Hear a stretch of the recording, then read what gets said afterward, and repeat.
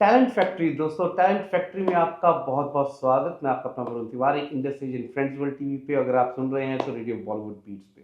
आज बात करेंगे विराट कोहली की। तो विराट कोहली जो ऑस्ट्रेलिया के बीच में उन्होंने अभी इनकी सीरीज चल रही है, कुछ जबरदस्त तो नहीं, लेकिन विराट कोहली की हम बात करेंगे उनकी बैटिंग की, या उन जौन से वो इस टाइम पे खेल रहे हैं उसकी बात नहीं करेंगे। आज हम बात करेंगे विराट कोहली की, विराट कोहली की एक फैन सौबित की। इसीलिए ये टैलेंट फैक्ट्री के बीच में हम उस टैलेंट के बारे में बात करेंगे जो टैलेंट स्पेशल है, यूनिक है।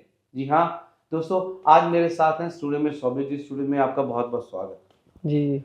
सबसे पहले तो मैं बताऊं सौबित के बारे में कि ये विराट कोहली के कह सकते हैं कि एक सबसे बड़े फैन है। एंड इन्होंने उनकी जर्नी को विटनेस किया है बहुत ही सालों से। इन्होंने कोई मैच, कोई बॉल मिस नहीं किया। एंड सो आइए जानते हैं उनकी जर्नी के बारे में। लेकिन उन्होंने एक बुक लिखी, किस बुक को अभी अभी 12:30 पे 10 दिसंबर को इन्होंने उनको दिया। और इनका ये सपना था कि अपनी बुक अपने हाथों से लिख के उनको देने का, और वो सपना इनका पूरा हुआ। सो टैलेंट फैक्ट्री में आज हमारे जो टैलेंट हैं वो एक राइटर हैं, जिन्होंने अपनी राइटिंग, अपनी कलम से वो चीज़ें लिखी, अपने दिल के भाव, अपने वो भाव जो एक्सप्रेस कर पाए एज ए फैन। सो आइए बातचीत करते हैं सुब्रत से। सुब्रत जी, सबसे पहले तो बहुत बहुत मुबारक कि जो आपने एक सपना देखा था जी, वो जी। आपका ऑस्ट्रेलिया की धरती पे ये पूरा हुआ। तो जी, थोड़ा जी। सा आप अपनी जर्नी के बारे में सबको बताएं। जी, मेरी जर्नी 2008 में शुरू हुई थी जब विराट कोहली ने डेब्यू करा था इंटरनेशनल क्रिकेट में।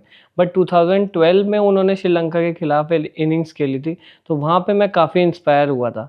बट जब विराट कोहली को कैप्टेंसी मिली तो वो 2014 में ऑस्ट्रेलिया में ही मिली, जो कि ऑस्ट्रेलिया में 2014-15 में बॉर्डर गावस्कर ट्रॉफी चल रही थी, जो कि अभी 2024 में भी चल रही है। तो धोनी ने कैप्टेंसी हैंडओवर करी थी विराट कोहली को।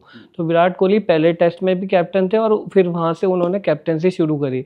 तो जब मैंने वो पूरा सीरीज़ देखी थी तो मैंने पूरे 5 दिन वो एक भी बॉल उसमें, जैसा आपने कहा कि मिस नहीं करी, तो वही मैंने फॉलो करा था।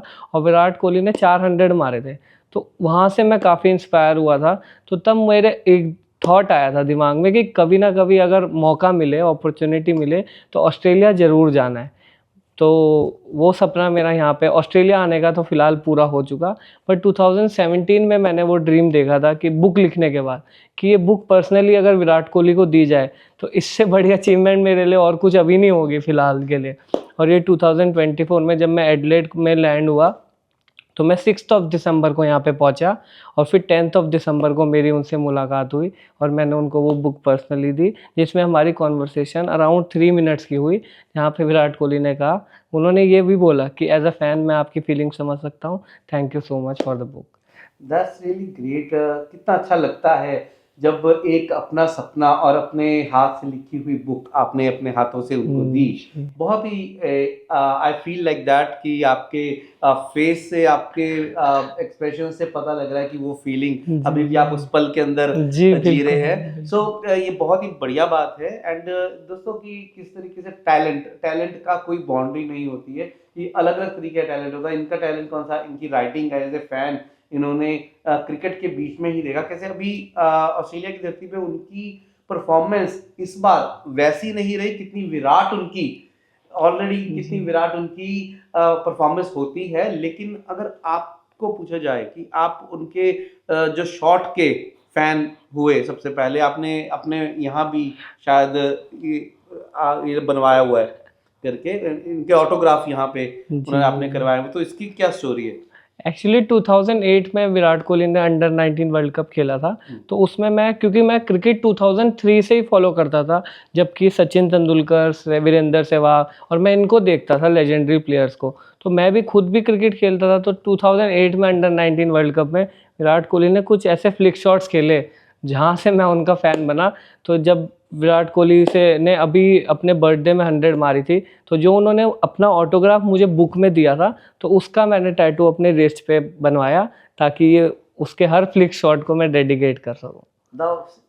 सी दोस्तों, कितनी जबरदस्त, कितनी डेडिकेशन और कितना प्यार है that is the fan. And अगर हम इस प्रोग्राम के अंदर जो टैलेंट फैक्ट्री के बीच में वो टैलेंट आप तक लेके आते हैं जिनसे लोग अपने सपने को जीते हैं और आगे लेके आना चाहते हैं, और कभी कभी ऐसे लकी लकी मैं बोलूँगा शोभित आपको कि आपको आपकी फैमिली ने बहुत सपोर्ट किया, जी, जी, जी, एंड बिल्कुल, उसके बिल्कुल। कारण यू आर लकी कि आपको अपना सपना पूरा दिखता और करने का मौका मिला। जी, जी, जी, सो बिल्कुल, बिल्कुल।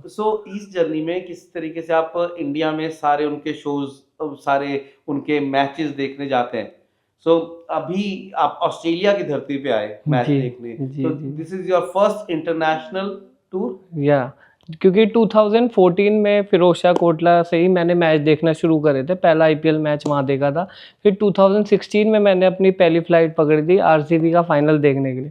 तो वहाँ से मेरा टूर शुरू हुआ, काफ़ी मैचेस देखना शुरू करे, टेस्ट मैचेस भी देखे, वनडे भी देखे, टी20 भी देखे। क्योंकि देहरादून में कोई इंटरनेशनल स्टेडियम नहीं है जहाँ मैं रहता हूँ, तो मुझे हर जगह ट्रैवल देख करना पड़ता है, वो भी अपने काम के हिसाब से कि मैं सारी चीज़ों को बैलेंस कर सकूँ।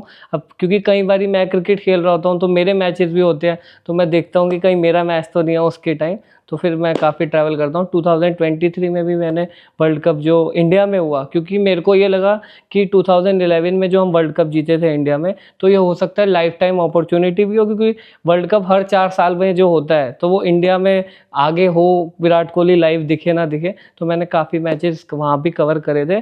बट फिर मैंने ये प्लान करा था कि एक फॉरेन टूर होना चाहिए और जहाँ पे मैं अपने सपनों को भी आगे लेके जा सकता हूँ। तो ये मेरा पहला ऑस्ट्रेलिया में फॉरेन टूर है। 44 डेज़ का टूर था और अभी बस अब ये लास्ट टेस्ट ख़त्म हो गया है और यहाँ मैंने अपने सारे सपने पूरे कर चुका हूँ। अकॉर्डिंग टू यू, आपको क्या लगता है कि कोहली अब ऑस्ट्रेलिया फिर वापस आएंगे? जी, मैंने ये प्लान ही इसलिए करा था क्योंकि मेरे को गट फीलिंग आ रही थी कि मे बी विराट कोहली का ये ऑस्ट्रेलिया में लास्ट टेस्ट सीरीज़ हो सकती है, क्योंकि अगली जो बॉर्डर गावस्कर ट्रॉफी है वो इंडिया में है और फिर जब ऑस्ट्रेलिया में होगी तब तक वो होंगे नहीं होंगे, क्योंकि 2027 में जो ओडीआई वर्ल्ड कप है, मुझे लगता है कि वो उनका लास्ट वर्ल्ड कप हो सकता है बिफोर हिज रिटायरमेंट। तो फिर क्योंकि एज फैक्टर भी आ जाता है और काफ़ी सारी चीज़ें होती हैं, और एज अ फ़ैन कि प्रैक्टिकली अगर देखो तो एक ना एक दिन तो रिटायर होना ही है। तो मुझे लगता है कि ये हो सकता है कि ये लास्ट सीरीज़ है, इसलिए मैंने सोचा था कि अगर ये मैं अपॉर्चुनिटी मिस कर देता हूँ तो हो सकता है आने वाले सालों में मैं एक रिग्रेट लेके ही बैठ जाऊँ कि यार ऑस्ट्रेलिया क्यों नहीं गया। नहीं, तो फिर आपने कुछ मिस बिल्कुल। नहीं किया, आपने वो झंडा ऑलरेडी गाड़ दिया है। जी, जी, एंड जी। इस चीज को तो कहेंगे, लेकिन आपकी लाइफ के अंदर, जब आपकी लाइफ के अंदर आपको एक पहचान मिली कि he is the biggest fan of Kohli, so आपकी जो फैमिली फ्रेंड्स किस तरीके से आपको लेते हैं, कि क्या कहते हैं कि ये सनकी है कोहली के नाम का, ये किस तरीके से आपको वो लेते हैं, ये बहुत प्यार से उठा के चलते हैं? अब डेफिनेटली 10 दिसंबर के बाद क्या चेंजेस जी। आई आपकी लाइफ के अंदर और पहले क्या था? जी, एक्चुअली 2013-14 के अराउंड की स्टोरी तो यही थी जो आपने कहा कि लोग कहते थे ये तो भाई बिल्कुल ही अलग फ़ैन है, कोहली के पीछे वो है। क्योंकि तब मेरे से ना ये सहा भी नहीं जाता था कि अगर कोई कोहली के लिए गलत बोल दे।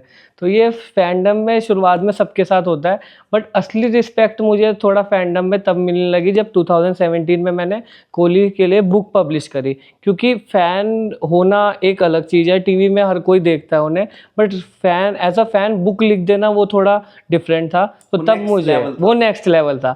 बट उस नेक्स्ट लेवल में भी मुझे काफ़ी लोगों ने कहा कि भाई तू बुक लिख ले, चाहे कुछ भी कर ले, तू कोहली से नहीं मिल सकता, क्योंकि वो एक बहुत बड़ा ब्रांड है और देहरादून में रहने के बावजूद आप कुछ भी कर लो तो मुश्किल है वो बहुत ज़्यादा।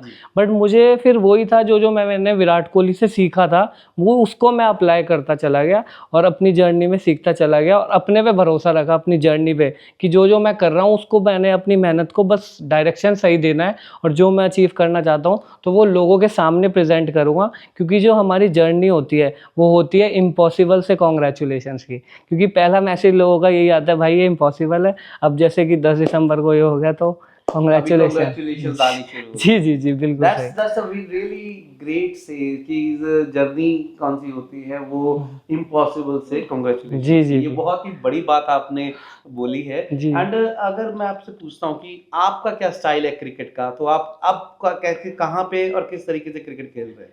एक्चुअली बैट्समैन है, बॉलर है? ओह! तो एक्चुअली मैं कॉस्को से जो क्रिकेट खेलता था वहाँ पे इंडिया में, देहरादून में, तो मैंने कॉस्को से ही शुरू करा था। अब लेदर से भी फिर खेलना शुरू करा, बट अब मैं लेग स्पिनर हूँ, तो मैं पूरी तरह लेग स्पिनर डालता हूँ और देहरादून में क्रिकेट खेलता हूँ। बट बैटिंग मैंने विराट कोहली से ही देख के वो था, बट अब मैं मेन बॉलिंग डालता हूँ, जो कि कॉर्पोरेट क्रिकेट देहरादून में होते हैं काफ़ी। तो वहाँ पे भी कमेंट्री में यही चल रहा होता है कि विराट कोहली के सबसे बड़े फ़ैन, क्योंकि मेरी टी शर्ट का नंबर भी वहाँ पे 18 है, तो उसमें हर कोई वहाँ पे जानता है कि विराट कोहली के फ़ैन है। बट क्योंकि क्रिकेट पैशन होना सिर्फ टीवी पे देखना अलग चीज़ है, और खुद महसूस करते हुए खेलना, इन दोनों को मैं छोड़ना नहीं चाहता, और यही कोशिश करूँगा जितना खेल सकूँ उतना खेलूँगा। हम आपको एक बार फिर से बहुत बहुत मुबारक देते हैं, बिकॉज यू अचीव्ड इट। आपने वो करके दिखाया, जो सपना लिया वो पूरा हुआ। जी, और जी। हम फ्रेंड्स वर्ल्ड टीवी की तरफ से और इंडस्ट्रीज की तरफ से यही कहेंगे कि आपके आने वाले सपने भी अरे! सारे पूरे हों। तो आपके ये आपका सपना पूरा हो गया, तो जी, जी, नाउ जी। What's next? एक्चुअली क्या है, मेरी जो मैंने विराट कोहली को जब मिला हूँ, तो मैंने उन्हें अपनी नेक्स्ट बुक के बारे में भी बताया है, क्योंकि जो डायरी है मेरी, जिसमें मैंने सारे उनके रिकॉर्ड्स लिखे हैं 2011 से लेके, क्योंकि 2011 में बांग्लादेश के खिलाफ उन्होंने अपनी पहली 100 मारी थी वर्ल्ड कप में, तो वहाँ पे उन्होंने 100 स्कोर करा था। तो उसके बाद से वो इंटरनेशनल रिकॉर्ड बनाते हुए आए हैं, क्योंकि उन्होंने सचिन तेंदुलकर के भी काफ़ी रिकॉर्ड्स तोड़े हैं। तो वो रिकॉर्ड्स क्या, अगर आप किसी भी फ़ैन से पूछोगे कि विराट कोहली ने बहुत सारे रिकॉर्ड तोड़े, तो वो कहेगा हाँ बहुत सारे तोड़े, बट वो रिकॉर्ड है कहाँ? तो वो मैं कलेक्ट करता था, पेन डाउन करता था। तो अब मेरा एज़ अ फ़ैन थॉट है कि विराट कोहली ने जो इंडियन टीम के लिए कंट्रीब्यूट करा है, तो एज़ अ फ़ैन मैं कुछ ऐसा करके जाऊँ जो कि हमेशा के लिए रह जाए। तो मेरी नेक्स्ट बुक आ रही है, Virat Kohli the master of all three format, जिसमें उनके तीनों फॉर्मेट के रिकॉर्ड्स हैं, और कि कैसे वो तीनों फॉर्मेट में अडेप्ट करते हैं। क्योंकि विराट कोहली के 7 डबल टेस्ट 100 है, और उन्होंने 2 टी20 मैन ऑफ द टूर्नामेंट जीते हैं, और 50 ओडीआई 100 है। तो ये तीनों फॉर्मेट में अलग-अलग अचीवमेंट्स हैं। तो ये हर प्लेयर अचीव नहीं कर पाता, क्योंकि किसी की स्पेशलिटी होती है टी20, किसी की वनडे, किसी की टेस्ट। तो मैंने सोचा एज़ अ फ़ैन कि इसको एक और ऊपर लेवल पे लिया जाए, और तब फिर उनको भी ये बुक दोबारा दी जाए। और मेरा नेक्स्ट जो एम, जो आपने पूछा, तो मेरा नेक्स्ट एम है, उसके लिए मुझे पता है कि अभी मुझे डबल मेहनत और करनी पड़ेगी। तो मैं एक विराट कोहली का इंटरव्यू लेना चाहता हूँ। तो शोभित जी, ये वाला आपका सपना भी बहुत ही जल्द पूरा हो। एंड इसी के साथ दोस्तों, टैलेंट फैक्ट्री प्रोग्राम में आज हमारे टैलेंट थे शोभित, एंड हम इसी से इजाज़त लेते हैं। एंड शोभित जी, आपको बहुत बहुत मुबारक, जी, जी। बहुत बहुत वेल विशेस। एंड दोस्तों, आप बनिए रहिएगा टैलेंट फैक्ट्री के साथ। और मैं आपका Varun Tiwari, industries and friends world TV से। अगर आप सुन रहे हैं तो रेडियो बॉलीवुड बीट्स। मिलते हैं अगले प्रोग्राम में, जिसका नाम है टैलेंट फैक्ट्री। नमस्कार।